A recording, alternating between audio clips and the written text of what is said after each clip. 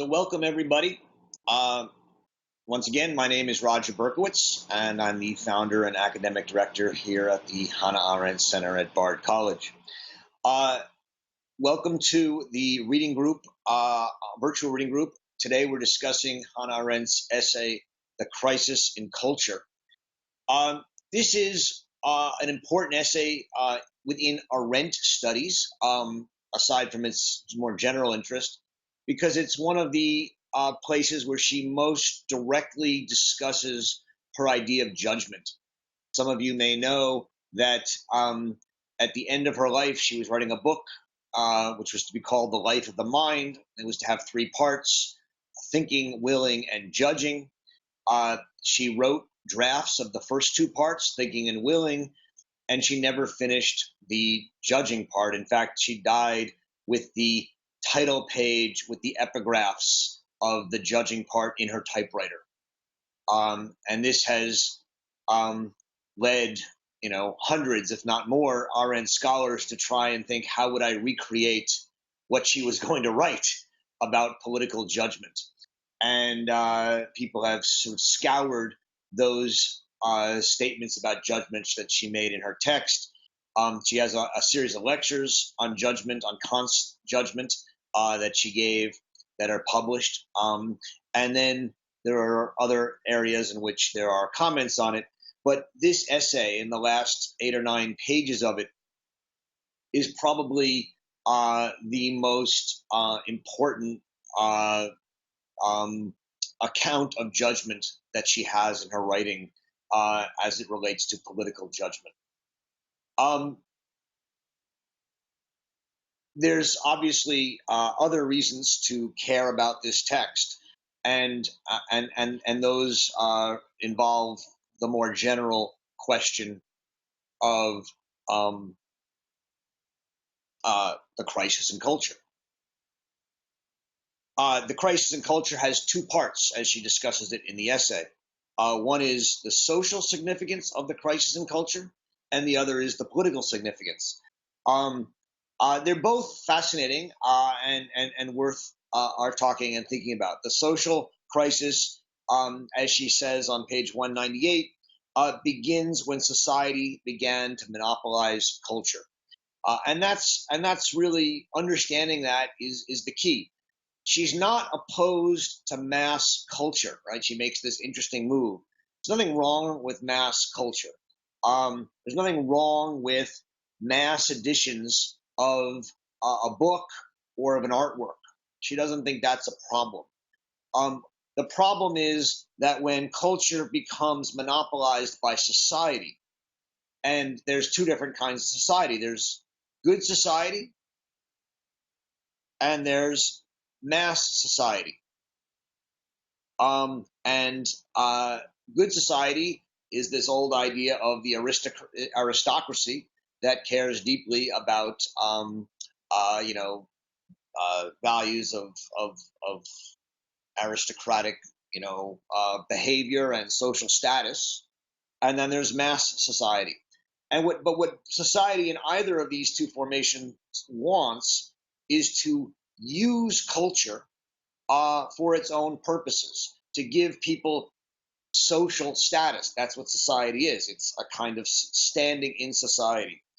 And when society becomes a mass society, it even goes further. It doesn't just want to give people a sense of status in the sense of educated status, but they want also entertainment. And this is the real crisis in culture that she sees emerging in mass society. Because as people want entertainment, there's an insatiable demand for cultural goods that will entertain us and make us also feel somewhat good about ourselves. And the most cost-effective and easiest way to do that is, in a sense, to loot the history of culture and take all the great plays by the Greek tragedians and Shakespeare and Goethe and the great sculptors and the great artists, and make them accessible to the masses. Now, if you just print cheap editions of them, the books or reproduce or bring the sculptures around for people to look at, that's okay from Arendt's point of view, because the sculpture's still there and the book's still there. But it's much more likely that to make them accessible to a mass audience, you don't just do that, you actually change them. You shorten them, you take out some of the hard parts, you take out some of the words, you make it more accessible in the sense of making it more digestible. And in doing that, you actually take away the cultural good, the work from the world. And it's one thing to have Shakespeare and have it in cheap editions and people encounter it and they have to say, all right, do I want to try and do the work of understanding Shakespeare? It's fully something else to encounter a shortened Shakespeare or a movie version of Shakespeare and then to say, oh, I know Shakespeare, and not have to go find the work itself.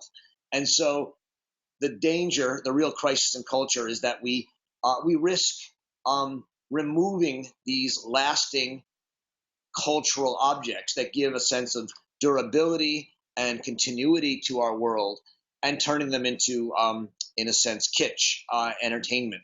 And thus we lose the sense of taking care of our world.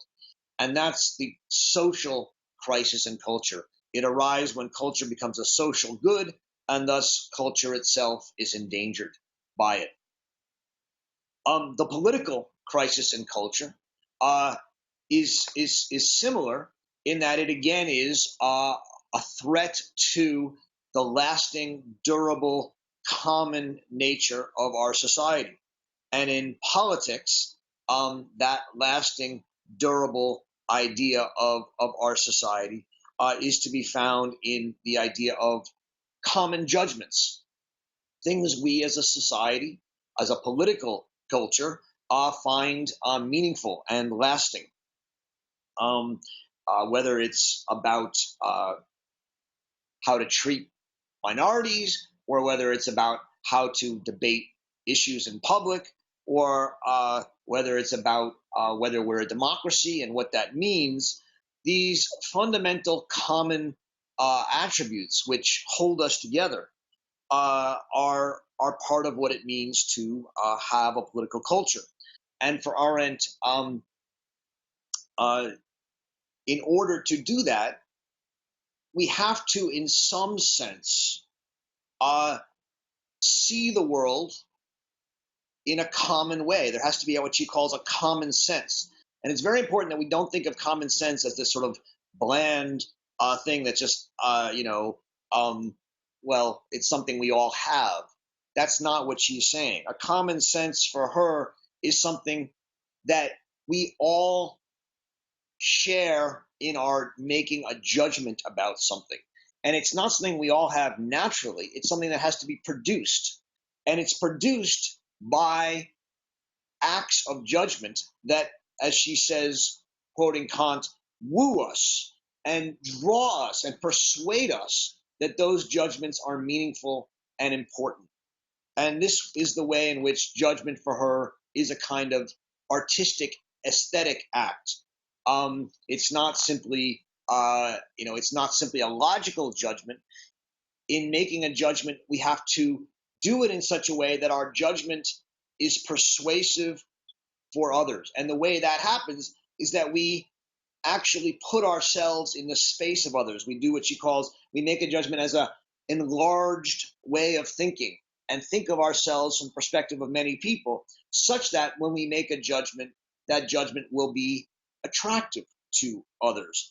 And that is the way that we create this idea of a public political common sense. Two last things I want to say is that as a result, in the political idea, she understands two ideas of culture. The culture as that which is produced by an artist, but more importantly, in the political context, is culture as the activity of spectators, those who see and view and spectate the artwork or the political act and make a judgment on it. And what she's saying here is that how we as spectators, judge the judgment and judge the artwork is a big part of whether we can, in some sense, create a common political culture. And the second last point I want to just highlight is this last example, which if you heard the introduction video, I talked a bit about, but she talks about at the end of the text, this commonplace from the Romans, where she says, a friend of Socrates, a friend of Plato, but the truth is of greater value. And she says that this was a commonplace, but it wasn't actually what the Romans believed. What the Romans believed was more spoken by Cicero when he says, I prefer before heaven to go astray with Plato rather than hold true views with his opponents. And this is the sort of extraordinary, I think, payoff of her essay and of her arguments about the crisis in political culture, which is that for her, political culture means that we make a judgment to embrace a common truth, a truth that we share amongst our friends, those we respect, our common citizens, not because it's true, but because it is who we are and it unites us, and it's what unites us as a people, as a polis. And this will come into play a lot in the next essay, which we're going to discuss in 2 weeks, Truth in Politics. And it's one of the most profound, I think, difficult and exciting parts of Arendt's thinking that, a lot of people hear but don't understand, and don't understand its consequences, which is that politics for Arendt is not about truth, right? It's about opinions, and it's about judgments, and judgments are not logical judgments, and they don't seek truth. And so the result is that for her, the crisis in political culture is when we actually put truth above friendship, above commonality, above respect. And, one of the ways that we can begin to understand some of our modern political crises, which they are right now, is that on both sides, there's a claim that they're speaking the truth and that the other side is wrong. And from an Arendtian point of view, in most of these circumstances, what we're actually arguing over is not the truth, but judgments about opinions. And what she says here is that politics requires fidelity to friendship over truth. And that's an extraordinary claim, one that we can talk a little bit about today, and we'll certainly talk about in 2 weeks when we read Truth in Politics. Okay, so let me stop there and see if you guys have some things to say and get a conversation going. So Carolyn writes, she does not honor the role edited, condensed, altered versions of great cultural works play in keeping these grand cultural things remembered. I doubt that I would have a great thirst for reading the great books if my mother had not introduced me to them in childless versions when I was a kid. Okay, this is an excellent point, and one that I've had so many arguments with people about. I never know. I don't know if I have a strong opinion either way. I think I do, but I'll hold it in abeyance for a second.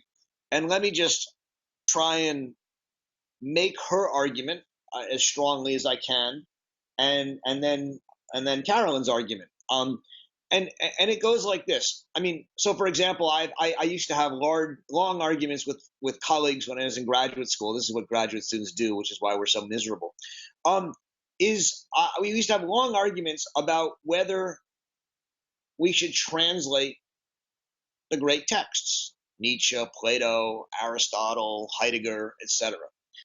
And the obvious answer for translating them relates to, I think, what Carolyn's saying, which is, how are you going to get people interested in Nietzsche and Plato if they don't read ancient Greek? I mean, how many people read ancient Greek today, or how many people read German? And so you have to translate these things. Well, the argument against it, of course, is that once you start translating these texts into all these languages, fewer people are actually going to do the work to read the text, and they will, and the text itself will become so dissipated, in the sense that even if some people read it in German, people read it in English, and French, and Turkish, and Chinese, and who knows what else. The text will become dissipated in its power, and the actual words will be lost, and the worldly example of that text will be diminished. The same with reproductions of a work of art, right? It's one thing to bring Van Gogh's Starry Night or Michelangelo's David or something around and let people look at it. It's another to have reproductions of it, because the reproductions will never be it. And they will inevitably reduce the power of the original and of what it means. Fewer people will encounter it, will have less worldly significance. We could actually destroy the original and just have copies. And what would that mean? So what Arendt is suggesting here is that since culture is about the existence of worldly things that last and are durable,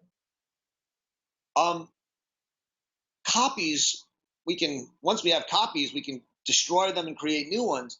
They're not lasting and durable. We lose that sense of worldliness, of cultural lastingness and durability. And so in doing so, we actually reduce the cultural impact of these works of art. Now, Carolyn's saying, well, if you have Greek tragedies, and very few people, even in Greece, read ancient Greek, they'll just disappear and won't be meaningful. And there's a truth to that. And the counter argument, I think, is, well, they'll still be there, right? As long as we preserve a copy of them somewhere, they'll still be there. And they'll be there for when people return to them, and when that cultural world is ready to and is ripe for being renewed in some way. That's the trade-off. There's clearly two sides to it. I don't think there's a per se a right answer. And yet I think we have to try and understand Arendt's point, which is that by making them more accessible, there's a decent chance that what we preserve is not the Iliad, right, or the Greek tragedies, but the sort of watered down version of the Iliad and the Greek tragedies, which become sort of known as sort of something you can speak about at a party, and you can cite in an article or in a journalist's point. People know, okay, yes, rage is the first word of the Iliad. We all know that. But we don't actually know what the Iliad is. We don't read who actually reads the Iliad well in Greek, right? That's I think her claim. Carolyn, do you want to or someone want to respond to that? I mean, I think these are fascinating questions, and I don't know if I have the right answer to it. But I do find this to be one of the more interesting points of contention in the essay. I think that there is definitely a role for recreating some of these great works, and the fact that things change over time. Well, everything changes over time, and to reduce them to things that only scholars can access would be a terrible, terrible loss to our culture. And I really liked my mother's Our Book House that introduced me to King Arthur without any sex in it, and and Gilgamesh and Peer Gynt and all those things when I was very, very young. And if you want to really instill an interest in these things, that's a good way to go. Do other people have thoughts on this? I mean, this is something I've struggled over. As someone who deeply loves certain, the texts that I read, and have spent a lot of time learning to read them in their original languages. I get Arendt's point, in the sense that, I really do feel increasingly that when we talk about some of these texts, we're actually not talking about the text, but we're talking about translations of them, but even worse, movies of them. I mean, I'll tell you some examples, right? You all know that there have been some movies that have come out about Hannah Arendt recently. One was the Margareta von Trotta movie, Hannah Arendt, and the other was the Ada Uspitz documentary, Vita Activa. Well, both interesting and good movies in many ways, but they both have Hannah Arendt speaking words that she never spoke. Now, the one is a fictional movie, and I have less problem with that, although I have now seen quotes from that movie appear in people's letters to me saying Hannah Arendt said this, and I'm like, no, she did. That was in a movie. But Ada Uspitz, in her movie, and I think you all know what I've said about this, is that she has over 30 block quotes printed on the screen, read by an actress about Hannah Arendt, and they're all changed. And she does it to make them more accessible. Well, at some point, what does that mean? Should we be doing something like that? The point is that we're now going to start seeing quotes from Hannah Arendt that aren't Hannah Arendt's quotes because of these movies that make Hannah Arendt more accessible. On the other hand, these movies bring more people to Hannah Arendt. Will they read her books, or will they just think they've read her books because they've seen the movies? This is the question. Roger? Somebody jump in. I think this is Suzanne. I think it's important that Caroline is asking about childhood. And thinking about the essay on the crisis in education, the kind of caring that Arendt talks about there, that parents should take responsibility for with regard to their children and the children's education, might allow for these kinds of books. You're not going to give a 5-year-old the Iliad, but in thinking about what you want that 5-year-old to read at 15, you might present a childhood version. I just wonder if it isn't helpful to take age into account with regard to this issue of culture. I think it's a fair question. So one answer would be, don't introduce the Iliad until the child's ready for it. And the other answer is, well, here's a way to introduce it in a way that will get them to love the story so that they'll read it when they're older. Okay, I mean, that's an empirical question. I don't know if it actually is true that people who read child's version of the Iliad read it when they're older. I mean, that's an interesting question, and I don't know the answer to that. But who's someone does? Caroline. Caroline did all of it. So. Is that anecdotal, Carolyn, or are there like studies that show that? I was just talking about me, saying I do, I have. Yeah, no, I mean that's fair. Look, I don't think children's versions are the disaster, right? I don't think that's what Arendt is calling the crisis in culture. I think let's leave that to the side for a second. What she's calling the crisis in culture, I mean, I think if you want to put it in its are edited versions for adults. Like, for example, Alexis de Tocqueville's Democracy in America, a long-winded book, and yet an amazing book. And yet most people who teach it in college teach edited versions of it, condensed versions of it. I was teaching a course recently at a college, and they assigned a condensed version of it. And I looked at it and I said, well, at least it has some of the main chapters in it. And I went to teach it, but it had none of the important parts of the main chapters in it. It was a disaster. You can't read that book and in any way think you've had any experience of Tocqueville. Anyway, you can't, even if it were a good edited version, I don't think you can read that book and have an experience of Tocqueville. And so, Roger, yeah. can I jump in for a minute? I teach Japanese literature in translation. I read the Japanese in the original, but I wouldn't have gotten there had I not been exposed to translated books. The language barrier is enormous, but I think that the translations of books like that are essential, as are movies of books written by Japanese writers. That's just an example. Yeah, I think this is. Can I jump in here for a second too? Yeah. Roger, in your class with the people who were supposed to have read Tocqueville, wasn't it better that they read in a Baudelarized version to participate in your class? Maybe some of them then went on to read the Tocqueville, which they otherwise would not have. I'm sure you have students who come to class having only read the cliff notes of a book, and then no, not permitted. Not in my classes, I can guarantee.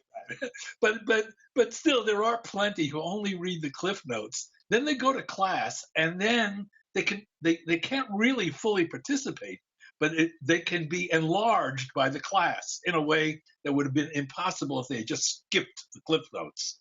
And then some, I won't say many, but some then go on to acculturate themselves with the original work. This is I wanted to spend some time on this because I find this a very difficult question in her. I think, and so let me say this: there's always going to be some people inspired by the movie or the cliff notes to read more, and as Daphne said, go and read Japanese in the original, and that's extraordinary. And so we should there. That's an important value of what we might call the mass entertainment culture and mass society that makes these classical works more available. And so that's the good side. The downside is that while some people will be encouraged, the question is, what happens to the works themselves? And that is, I think, the question she's raising.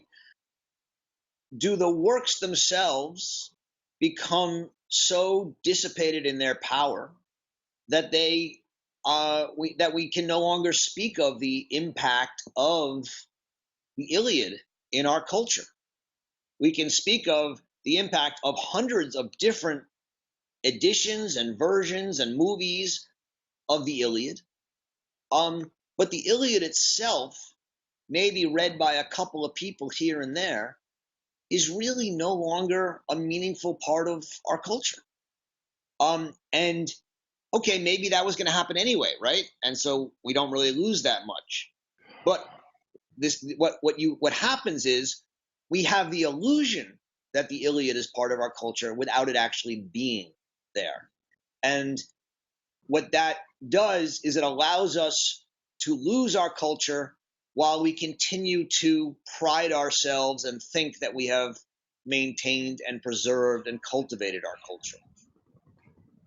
Roger, when you have a moment of creation or something original, and it gives rise to many other things. Some of them are quiche, some of them are entertainment, some of them are useless.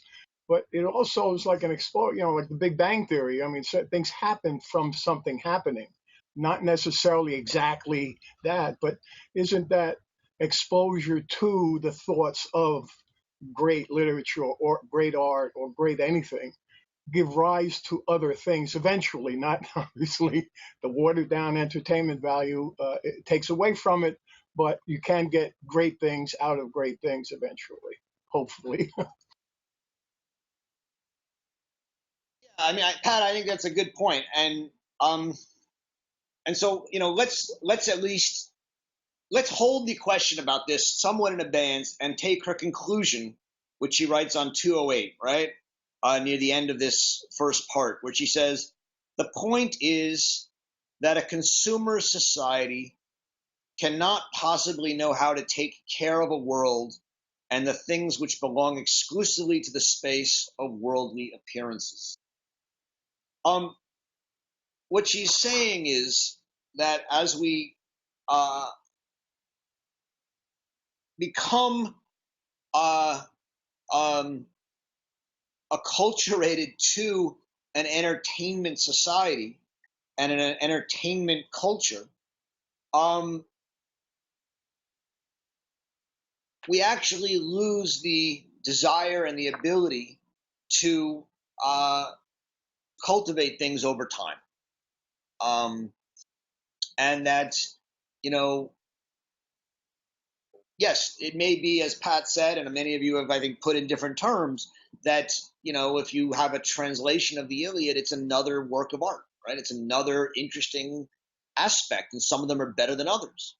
But what we do, since our new translation comes out every couple of years and gets marketed as new and better, what we lose is the kind of continuity of and the worldliness of something that lasts. And for those of you who've read The Human Condition and read it with us or read it on your own, you'll know that one of the essential faculties of the human condition for Arendt is work. And work is that which creates things that last, that create a common world. And in many ways, that's what she thinks one of the main activities that humans have on the world, on the earth, is to build a humanly created world that lasts beyond our lifetime and thus rises us above mortals to something like immortals. That is for her part of what it means to be human and what distinguishes us from other life forms. I think some people don't agree with her on that. And so that may be one reason to not take seriously her critique here in The Crisis in Culture. But I think they go together, and she's writing this around the same years as she's writing The Human Condition, so that's not surprising. But the concern here is with the loss of an aspiration for a man to do great things and build great things that last and are worth lasting. And the worry here is that in entertainment culture, that aspiration will disappear. So let me move on, unless there's essential comments. Gary Patton writes, I think the partisanship evident in today's congressional politics is an example of how claimed commitments to truth contradict the friendships across partisan lines that used to be seen as one of the great virtues of the greatest deliberative body in the world. Well, I agree. Claimed commitments to truth. I think that's a fascinating way to put it. I mean, whether they're actually commitments to truth or not is an open question. But people want to claim truth for their side. I've been on a number of radio programs recently where everyone wants to talk about the defactualization of the Trump administration, which is brutal and horrific. But no one really wants to talk about the fact that Arendt wrote this essay and George Orwell wrote 1984, worried as much, if not more, about the defactualization of socialism and the left. And we might even add, to a certain degree today, those on campus who are involved in certain debates about identity politics and things of that sort. So, there's a widespread defactualization going on. And I assume some of you saw over the weekend that there was a gay pride parade. I forget where it was, where women, lesbian women, holding signs about their Jewish gay pride were kicked out of the parade because that was said to be offensive to certain Palestinian and other groups. This is the kind of insistence on a claim to truth as opposed to friendship across partisan or even identity lines that I think threatens what Arendt calls our common sense political world. Roger, I just wanted to correct you on that. I have been reading some things from my daughter-in-law that indicate that that's not exactly what happened, and that there was much more to it, and that's not necessarily an accurate, and I can't give you the exact accurate description, but I think that was not actually true, that they were kicked out for that reason. Okay, I wasn't there and I don't have all the facts. I did read a couple of newspaper articles about it. I don't know fully what happened, but there were quotes from people saying that these signs were disrespectful and offensive to other people. Maybe there's more to it. I'm happy to pull that example. I could provide other ones. This is the idea of intersectionality, which is one of the dominant buzzwords currently today, is behind this, right? This idea that all oppressed groups have to have a solidarity in their oppression. It's a nice idea in a certain way, and yet it leads to this kind of attitude. But I don't want to get. I mean, I don't have the full facts, so let's leave it at that. Bob, I would try and get them for you. Okay, thank you. Get it for you. Yep. Bob Meyerson, as always, likes to goad. Just to goad everybody, does placing friendship or loyalty above truth suggest that there is no higher duty that lies outside our interests and our circle of friends? Does this idea ennoble the mafia, the Trumpia? It's a great question. I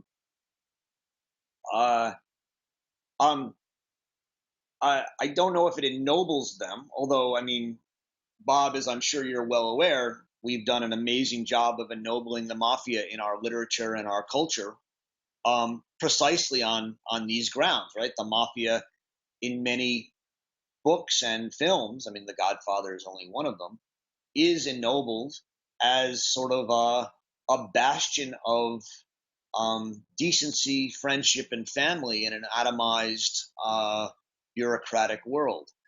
But I think there's different judgments that we have to consider. One is the judgment to choose your friends over truth. And then the second is your judgment of which friends you choose. It's not an accident that Cicero chose Plato. He obviously thought that Plato was someone he would rather live with than others who think that they have found inaccuracies in Plato. I think you can, I can speak for myself and say there's something I find beautiful and ennobling in the Trump family and their closeness and their clear love and respect for each other. That doesn't mean that I respect the judgment of that family to choose Donald Trump as the president against truth. At some point, when you're involved in the politics and the country, you have to make judgments that may say, look, this is not the person we should be choosing as our friend. and that's a judgment, and it's a judgment that isn't to be evaluated by truth, but is to be evaluated by the standards of judgment, which are, as she talks about here, putting yourself in the place of everybody else, an expanded or erweiterte Denkungsart, a potential agreement with other people, the attempt to woo the consent of others. And to a certain extent, you have to be willing to put your judgment to the test of can it and ought it to bring others into agreement with it. And if it can't, you have to question your judgment. What I'm trying to argue is that I don't think you could make the categorical statement of dismissing truth in all instances. There's sometimes, friendship prevails, and there's sometimes when truth has to prevail. I think that's common sense. This is one of the most fascinating discussions that we're going to have, and it's mostly going to be had in 2 weeks when we discuss the Truth and Politics essay, okay? Because that is, in many ways, the dominant topic of that essay. And so Bob says we can't simply throw away truth. And Arendt's answer, as far as I understand it, is okay, but what is truth? And what she's going to argue is that opinions are never true or untrue. They are opinions, and they are more or less persuasive.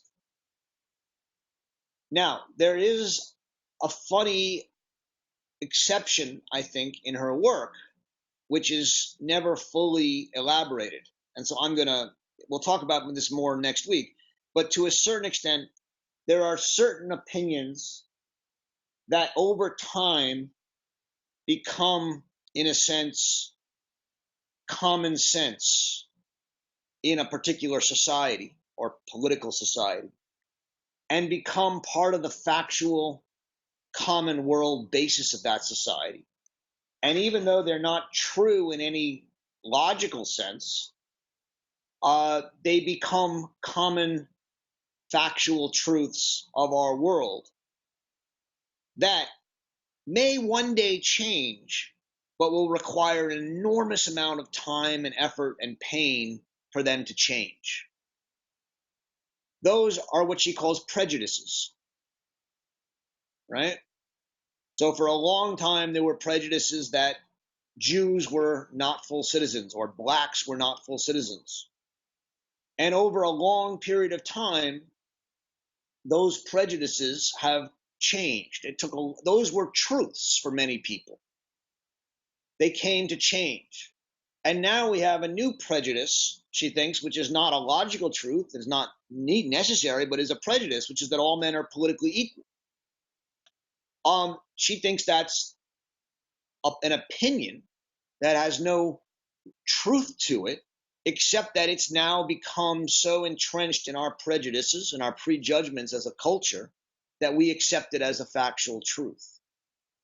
I was thinking in terms of something like the Dreyfus Affair, where there were facts and there were truths, and certain people rallied around the army and the conservative institutions. Mm-hmm. Others, opposed it.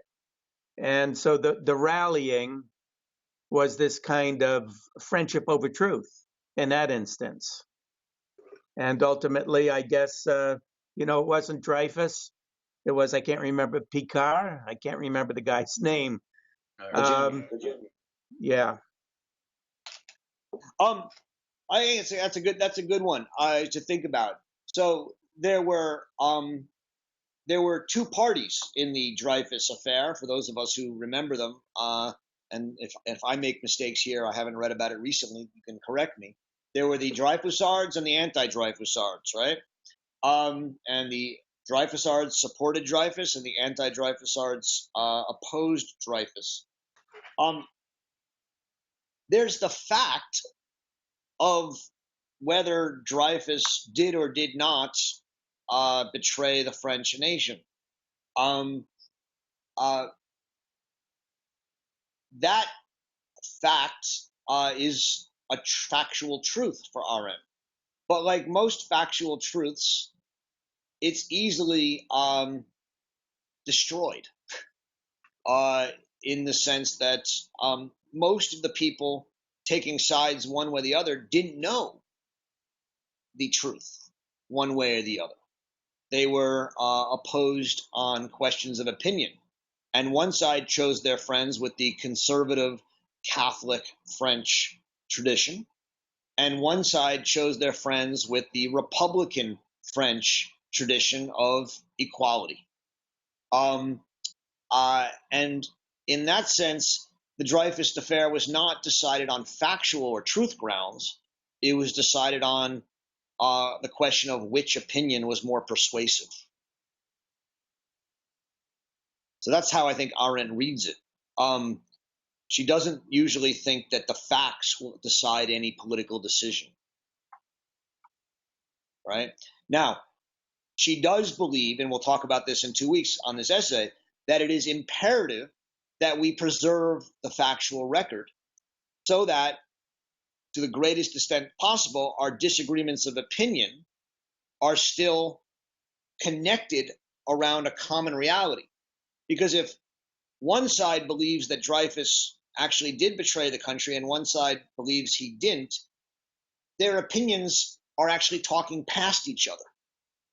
Whereas if both sides understand that Dreyfus was framed and that he didn't betray the country, then we can have a real argument about whether we should frame people in order to preserve our traditional Catholic country or we shouldn't. And then the opinions butt head and we can actually talk about the same thing. And so she thinks it's important to preserve the facts, but that facts will never decide the question. That's a question of opinion. Well, just to bring it up to date, of course, a lot of the politicians with regard to Trump and connection to Russia are saying we will get to the bottom of it, as if that will settle the question. And yes, you're probably right. It'll never settle the question for everyone, but I think it will settle the question for many more than are settled now. Yeah, I mean, I'm not sure what the bottom of the Russian thing is. I don't know what's there or what's not there. But again, there's the difference between the facts and then the political arguments. I mean, I think an obvious and easy way to think about this is climate change, right? There's the facts of climate change, and then there's the opinions.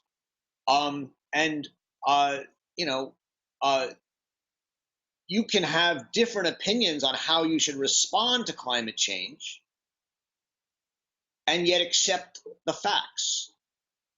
We're in a situation now where almost nobody knows the facts because so many people on both sides have manipulated and changed and argued the facts such that it's almost impossible to actually know what the hell's going on right now. And that creates a kind of cynicism and permissiveness where you can pretty much say anything.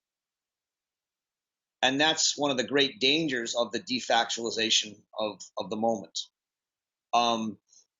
But you can accept that the earth is warming, and you can accept that it's man-made, and have real meaningful disagreements about how to respond to that. And that's where we should be arguing, not over the facts. And the problem is we get caught over the facts because both sides, in order to make their argument, are twisting and painting and expanding the facts to make their case. And that's the danger, I think, of the way we currently have these kind of political debates. We'll talk more about this in the next session on Truth and Politics, where it's really going to come up. That's the core of it. Jack writes, usually with respect to fiction, film, adaptations of great novels and plays do not live up to the original, but occasionally the adaptation is superior or different in a wonderful way. Okay, that may well be the case. That she's not making that argument. What she's making, the argument she's making is that when you create things with an eye towards their entertainment value and their use value, whatever that use is, to entertain, to cover a hole on the wall, to whatever, even if it's very good, it's quite rare that that thing will last hundreds, if not thousands of years in a meaningful way. And it's more likely that if you make a good adaptation of a book and it's better than the book, someone will then come and adapt it again and again and again. And since newness always has monetary value, even the better adaptation, as well as the original, will be to a large extent diminished in its cultural durability. Well, and we its need to worldliness. bear in mind. We need to bear in mind, Roger, that Homer had nobody to crib from, but Shakespeare did, and a lot of his work is really adapted from, or I hate to use the word inspired by, but connected to work that already exists. Some of it quite recent in his time, and the purpose was to create something entertaining at the Globe Theater. And it's only we who think of it now as classic, but at the time it was just that day's entertainment.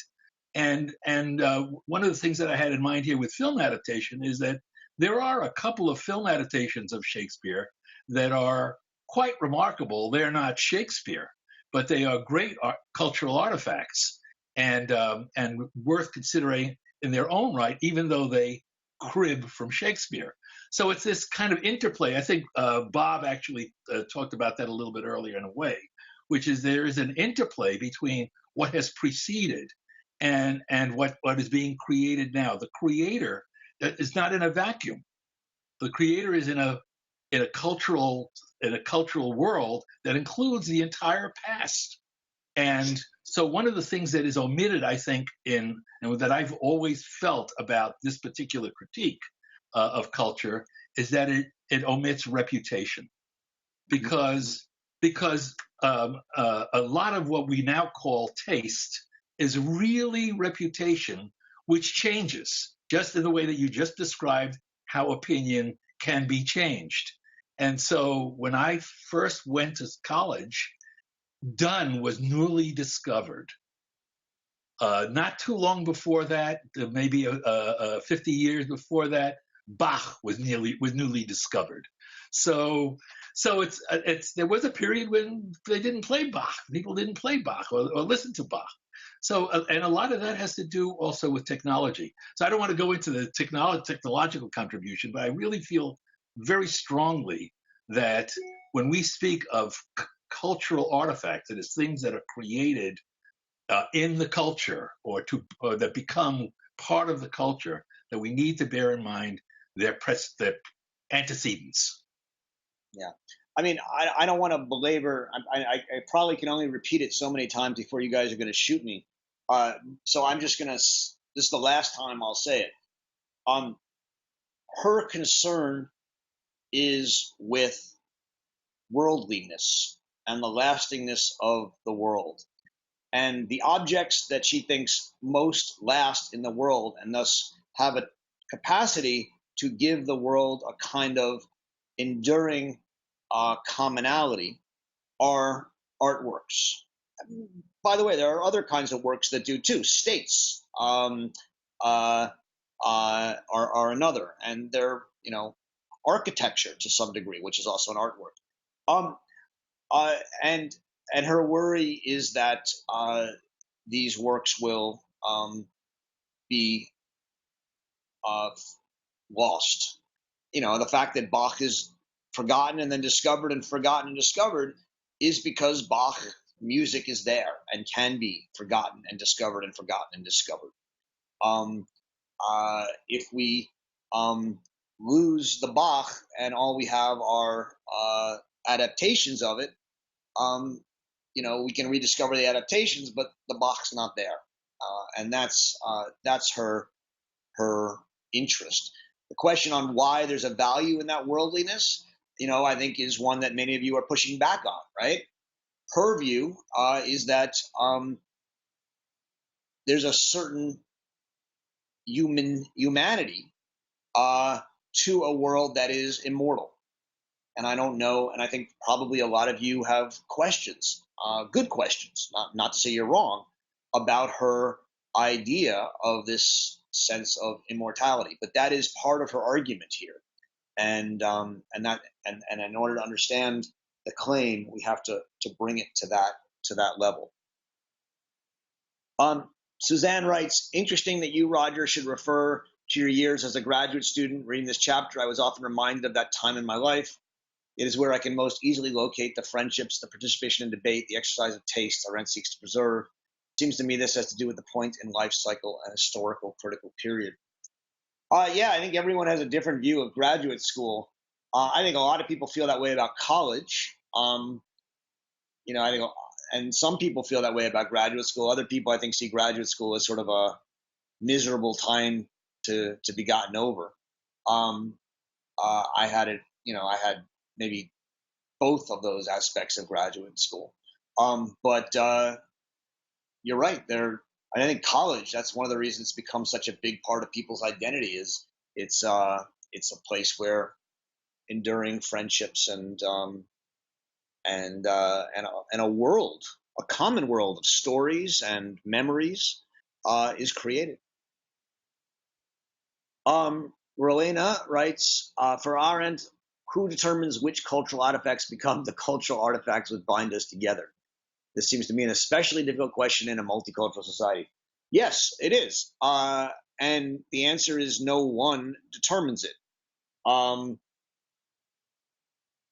This is why the question of spectatorship and judgment becomes so central. Who determines whether Shakespeare and Bach or Dylan or whoever becomes a common cultural good that lasts? Well, to a certain extent, the people who listen to it and watch it and read it and talk about it and can tell other people to read it and watch it and talk about it. And it is those works that not only in their time, but over time, and sometimes, as Jack was just saying, they fall out of currency for centuries and then come back. But it's those works that, for whatever reason, prove capable of having an enduring legacy that are part of our cultural world, become part of our world, our common world. And so, in a sense, the challenge of a multicultural world, as Rowena, if I'm pronouncing that right, I hope, puts it, is that there's an increasing likelihood that there will be, Jewish culture and Islamic culture and American culture and Chinese culture and European culture and Latin American culture, but that there may not be a common culture anywhere. And especially in a multicultural society, what becomes the sort of cultural goods of that society? Are they split and diffracted, or is there something common? One of the I think most difficult and interesting questions of our time is to what extent we as a multicultural country, just to take the one country I live in, not all of you live in it, can or should or will be able to create cultural artifacts that speak to a wide range of the people who live here. And this is the argument that we have somewhat boringly, I think, now on a regular basis on college campuses every year about the canon, right? I mean, there is no such thing as a canon, and yet there are such things, I believe, as works that have proven an ability to speak to people across time and across cultures. And in many ways, that is, and so the question is, where do you find those works? Which works do we read? There's not only 20 of them, there's probably thousands of them. And they're not only from the West in European languages, but they're from all over the world. How do we find those? And to what extent is it important to elevate them in some sense? And who's to make that decision? Well, in some sense, the world we're living in right now is that there is nobody to make that decision. And yet, there are lots of different people using their best judgment to make decisions around that question at universities and colleges around the world. And the hope is that over time, some kind of expanded new cultural canon that includes many of the old works and lots of new works as well by different religious and cultural and gender and racial authors and artists enter into that canon. And to a certain extent, it's about persuasion and wooing, the attempt to woo people into your judgment that this is a work worth our attention today. That's how this kind of thing happens. And to me, that's one of the real challenges of our time. And it should be met with seriousness, not with there should be none or there should be an old one. I mean, we have to actually try and engage people across this argument.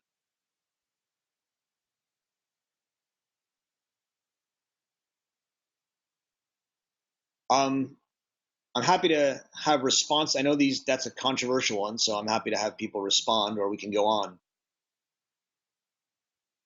on.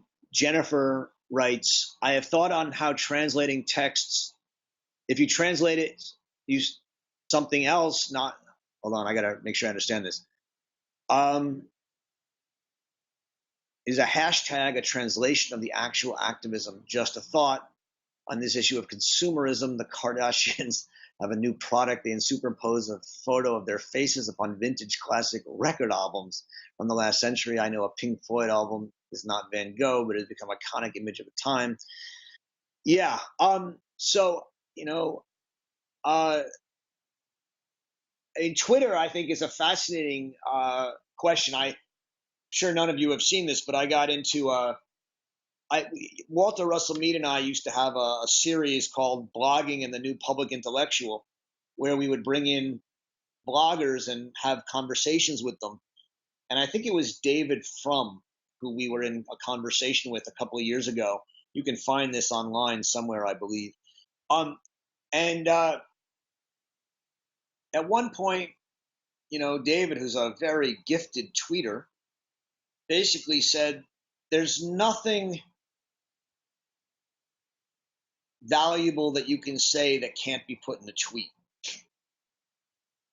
And I reacted strongly against such a statement.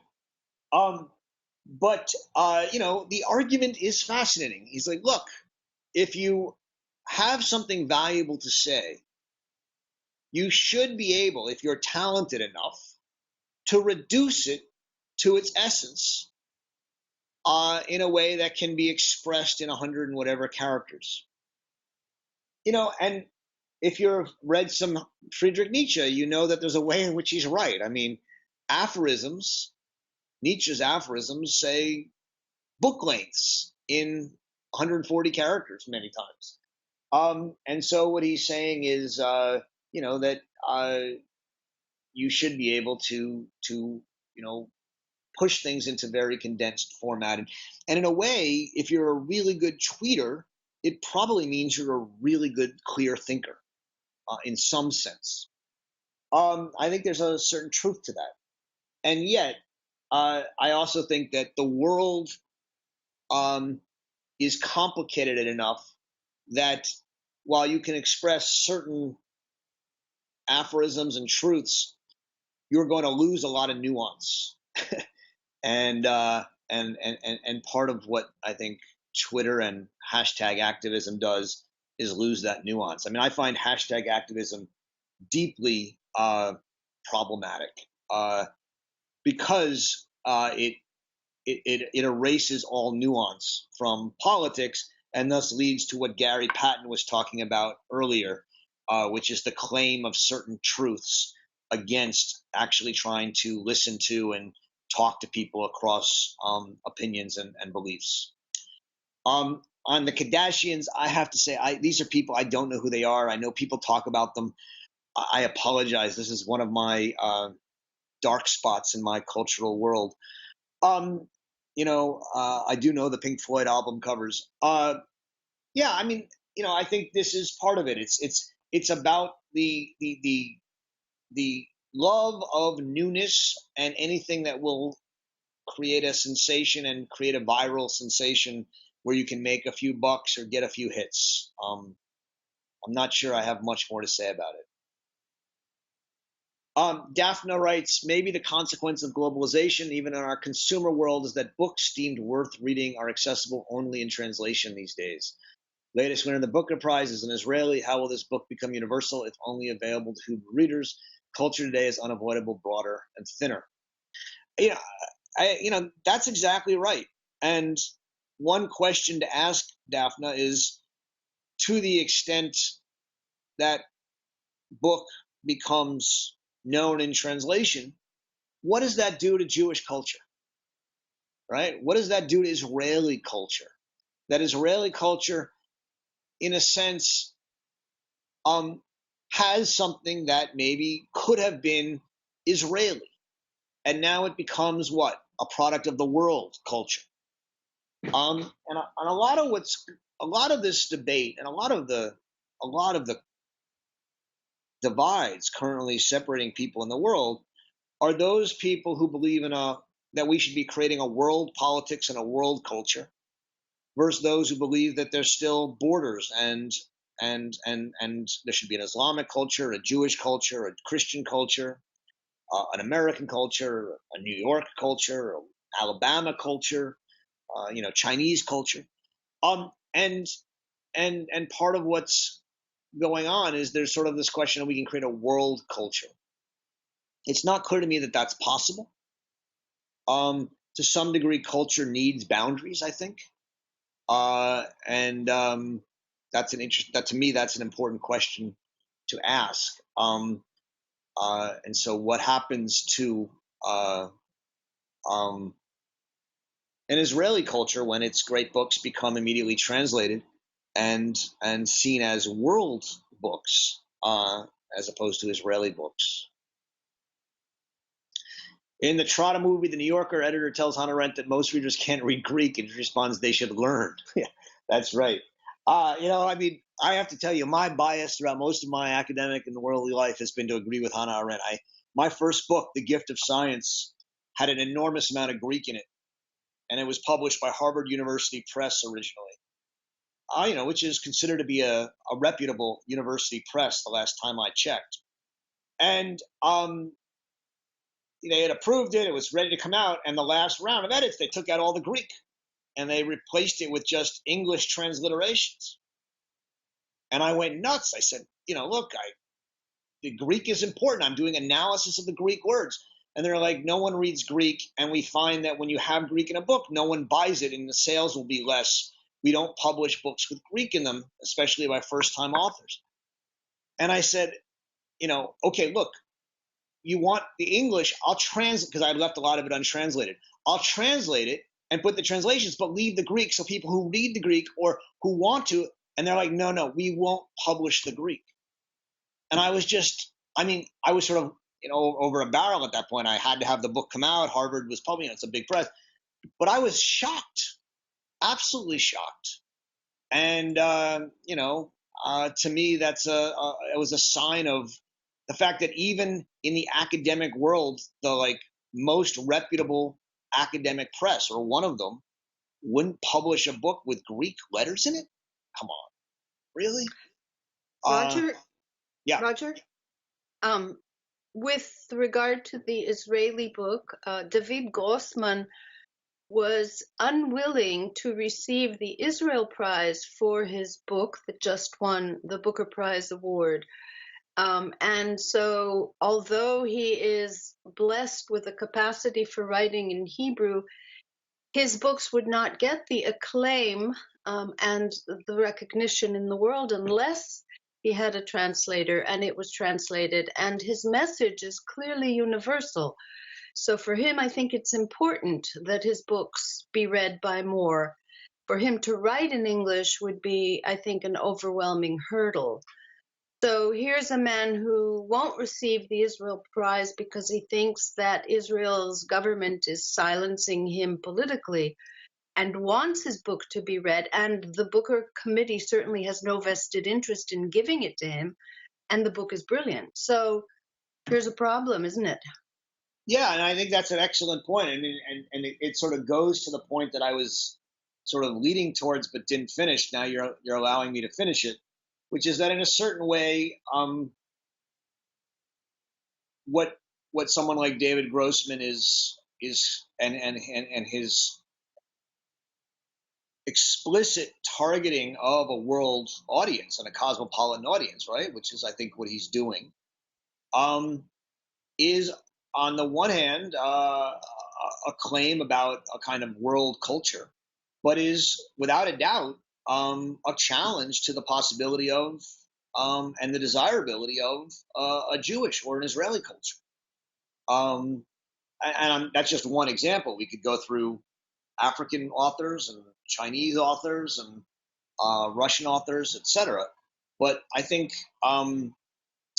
the question that this is raising is to what extent, what is the cultural world for which we're writing? Is it an internationalist, cosmopolitan world, or is it a linguistic world? Is it a local world? And I think, Daphne, you're raising that question head on. I think Arendt is here writing obviously within a particular cultural tradition, right? The West, I think, is what she sees as her cultural tradition. And saying that in that tradition, there's a certain danger in making things too accessible. To talk about a world cultural tradition, right, raises fascinating and important new questions. So, you're right. David Grossman, in a sense, is not writing for an Israeli culture. He's writing for a world culture. What does that mean for, a Jewish culture or an Israeli culture? I don't know the answer to that. I mean, I have suspicions. What does it mean when African writers stop writing for African audiences but write for a cosmopolitan audience where there's more money and more prestige?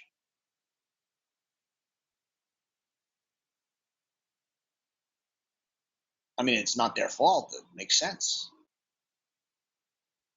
Or not. Do you have thoughts on that, Daphne, or not? No. I don't think it's money. I don't think that's what the purpose is, but I think he clearly has a position, and it may have to do with his view of the future of Israeli culture. I don't think so much Jewish culture, but maybe Israeli culture, which is being destroyed by the political situation in Israel. And therefore, a lot of contemporary Israeli writers are appealing to the world and saying, listen to us, you can't just defend the politics of Israel because the Jews are an important electoral constituency. You have to think of the ethical problems as they are. And I think actually Hannah Arendt would approve of what David Grossman is trying to do. Anyway, that's as much as I know. I don't know if she would approve or disapprove. I have no idea. Why do you think she would approve? I mean, I hadn't thought about it. Why do you think she would approve? Just so I understand the argument. Well, I'm actually in the middle of writing a book about the descent of important Jewish figures to Zionism, and Hannah Arendt's chapter is crucial to my work. Yeah. Because she basically was afraid of a country that would lose its soul, that would lose any aspect of Jewish values and would become super nationalistic and militant. With which I think David Grossman totally agrees. Well, I think she would. Yeah, I mean, I don't know David Grossman's. I've read some of his work, but not all of it. I don't know his full position. But I mean, she was certainly a critic of Zionism, and she would agree, I'm sure, with a number of his points about Zionism. She was also a strong defender of the existence of the state of Israel.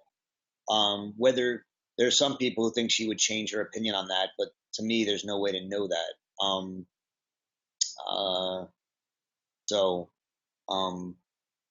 it's hard for me to extend that. I think it should be noted, Roger, that the current technology actually creates two simultaneous worlds. One of the aspects of the current technology is that it enables access to cultures all over the globe to anybody, virtually anybody. And so there is this kind of world culture. And at the same time, it enables the preservation of cultures that are in danger of disappearing. And actually, in some instances, the rejuvenation of cultures that were in decline.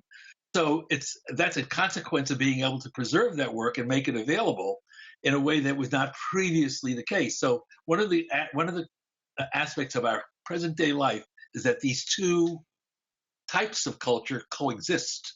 That there is an expansion of world culture, and there is also this preservation of New York culture, even. Yeah, but the question, Jack, and to all of you is this, right? To the extent what we're preserving or what we're engaging with in world culture and in New York culture and in Israeli culture and etc., is a constant stream of new things. Are we still within this mass society, mass culture of entertainment that is creating tons and tons of new stuff that excites and entertains us, but doesn't actually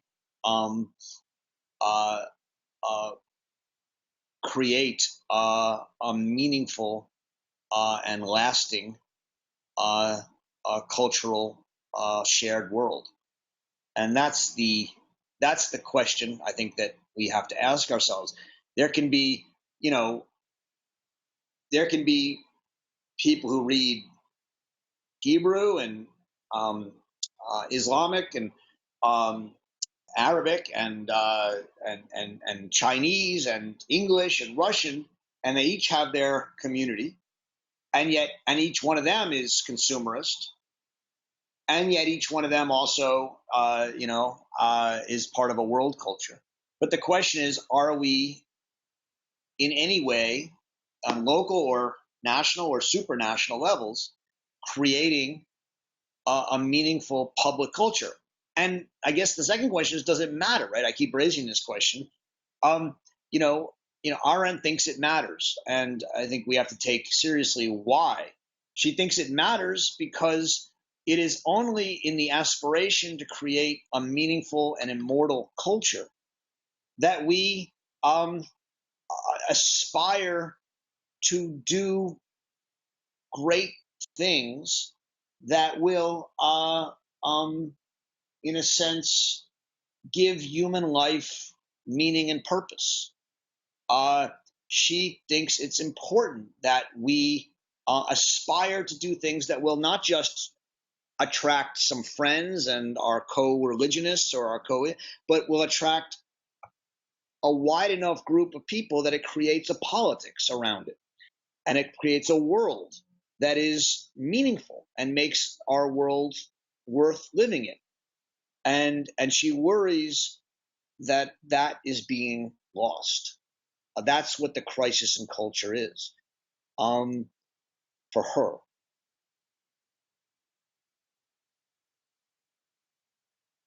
What works are being produced that aspire to create a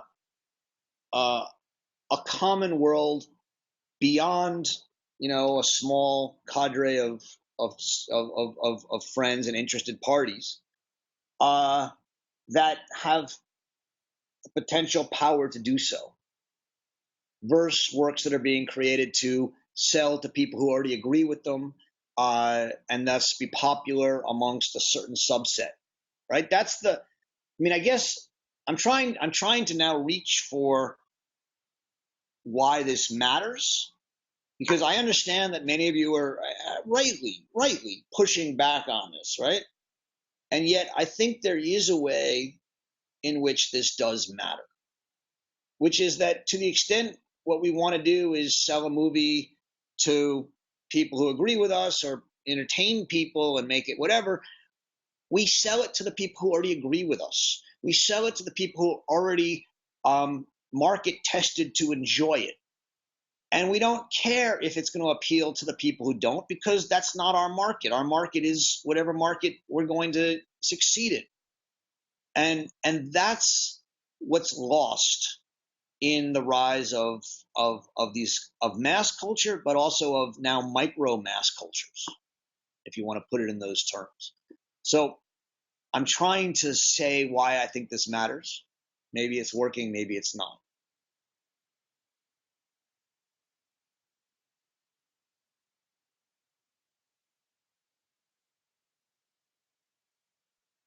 We got about 5 minutes, according to Suzanne Ouellette's clock in the background. So that's helpful to me. Does anyone want to contribute? This is to me an open question. I'm simply trying, as with always with Arendt, I find her provocative and she makes you think. Is this thought provoking? Is this interesting? I'd love to hear people's Roger? Yeah. Can you hear me? Yeah.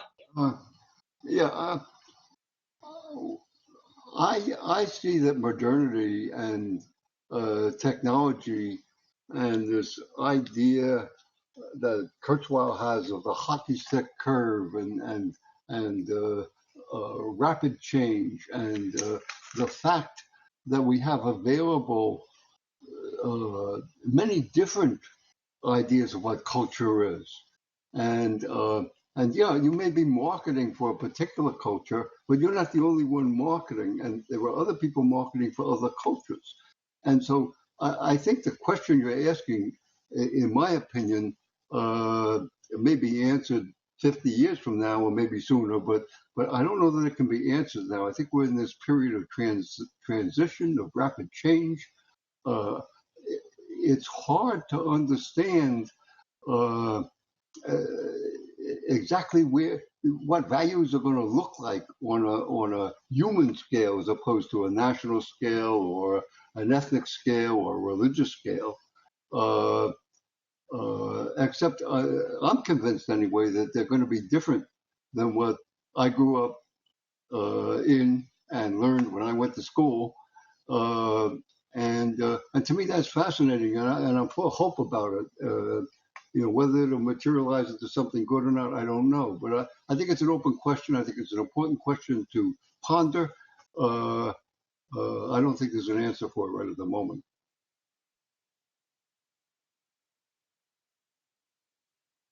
Anyone else?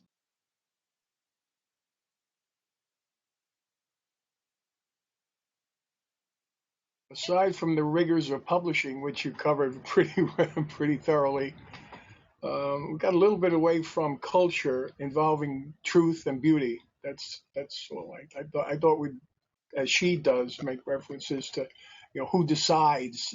Well, I decide what I find beautiful, and I thought the culture is to help me determine what is really beautiful. And if I understand beauty, I'll probably have a better understanding of truth.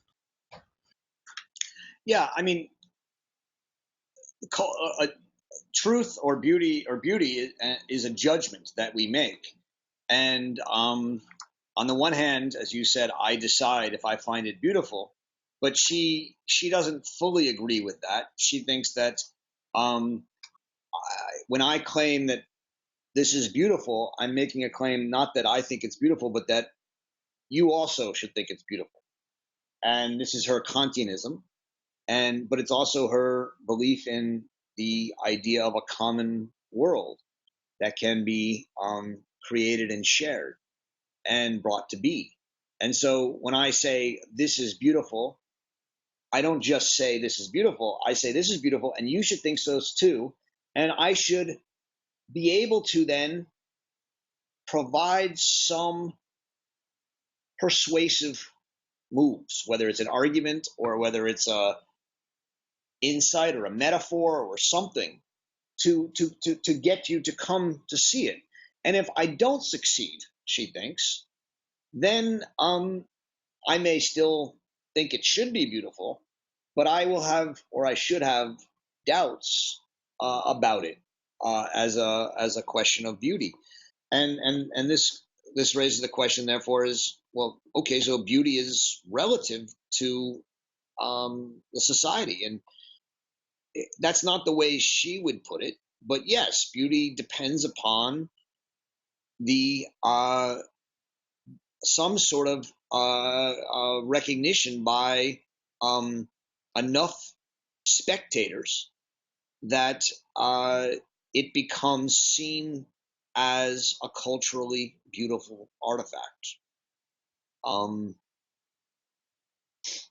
And that doesn't mean that something that's not seen as beautiful by people won't one day be seen as beautiful.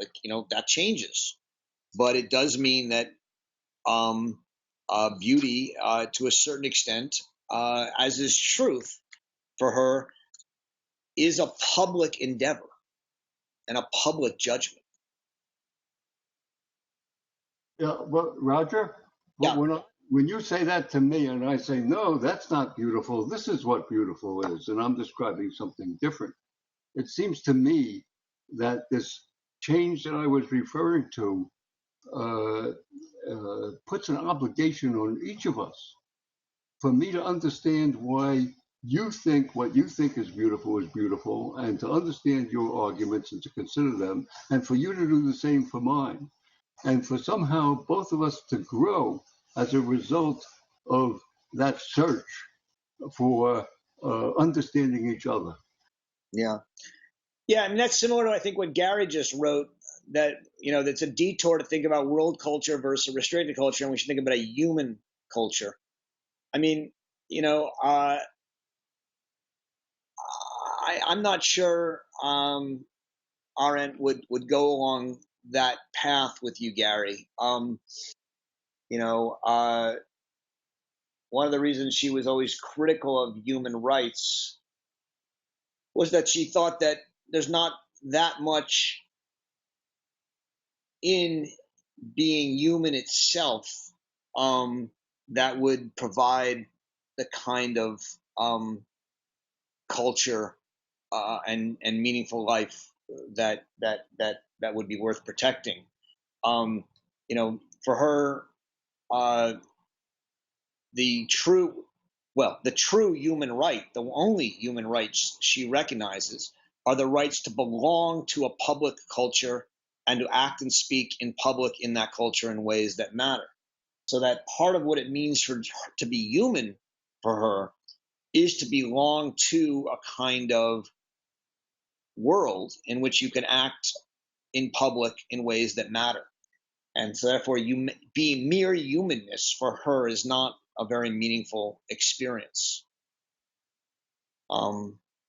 Kim adds, in our current political world in the U.S., each side states its truth, and that truth appeals to each side's constituents. Okay, I think what we need is precisely what Arendt is calling for: a conversation that will woo, persuade each side. Yeah, I mean, that's exactly what I'm trying to get at, is why I think this crisis in culture matters. Right? I think that's, Kim put it right on. To the extent that we're simply trying to entertain and make money, but also just flatter, we actually don't try to produce goods that will have a potential to woo all of us, right? And what Arendt is saying is that what culture are those goods that all of us come to recognize as worth preserving. Now, all of us, of course, is a somewhat unfair and infelicitous phrase, because, of course, it's not all of us. We don't all make that decision. But what she is saying is those who are engaged in the decision making, right? Now, part of the issue is that for most of history, that was a smaller group. It was the good society. And, the good society sometimes was racially homogenous, sometimes not, but it was a good society and they had certain common values. The rise of mass society, and now multicultural mass society, as some of you have pointed out, makes this process harder, if not impossible. And that's the crisis in culture, right? I mean, she's trying to identify the problem. Not saying we can fix it. I mean, she doesn't have a solution. What she's saying is the problem is that we now are at a point where creating this kind of common cultural goods that will be able to woo and persuade each side as a common sense may no longer be possible in the world. And that's a crisis in culture, right? Politically and socially. And since we're out of time, I'm gonna leave it at that. We'll have much more time to talk about this along the political lines of truth in the next session. So I hope you enjoy your 4th of July, or if you're celebrating that holiday. We're in a world here. And if not, enjoy reading Hannah Arendt. I hope you read it on the 4th of July. Thank you very much. And we'll see you You then. too, Roger. Thank you. Thank you, Bob.